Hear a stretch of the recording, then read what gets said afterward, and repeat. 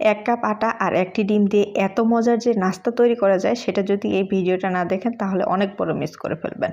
তো অবশ্যই একবার ট্রাই করে দেখবেন, খেতে অনেক মজা।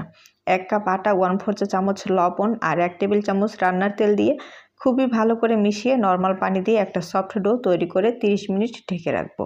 কড়াইতে 1 চামচ তেল গরম করে হাফ চামচ জিরা ফোড়ন দিয়ে 1 কাপ পেঁয়াজ কুচি, 2টি কাঁচামরিচ কুচি, হাফ চামচ লবণ দিয়ে যতক্ষণ না পেঁয়াজটা নরম হয় ততক্ষণ ভেজে নিয়েছি।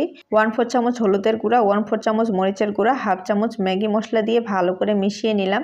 হাফ চামচ চাট মশলা দিয়ে আবারও ভালো করে মিশিয়ে পেঁয়াজগুলো একটা সাইড করে 1 টেবিল চামচ তেল দিয়ে একটি ডিম দিয়ে ঝুরি করে পেঁয়াজের সাথে মিশিয়ে নিব। 1 চামচ টমেটো সস, ধনেপাতা কুচি দিয়ে ভালো করে মিশিয়ে নামিয়ে ঠান্ডা করে নেব।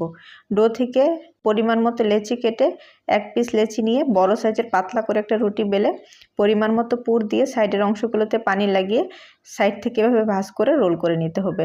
কড়াইতে আগে থেকে ভালো করে তেল গরম করে সেখানে নাস্তাগুলো দিয়ে দুই পাশে লালচে কালার করে ভেজে নিলেই কিন্তু তৈরি হয়ে যাবে।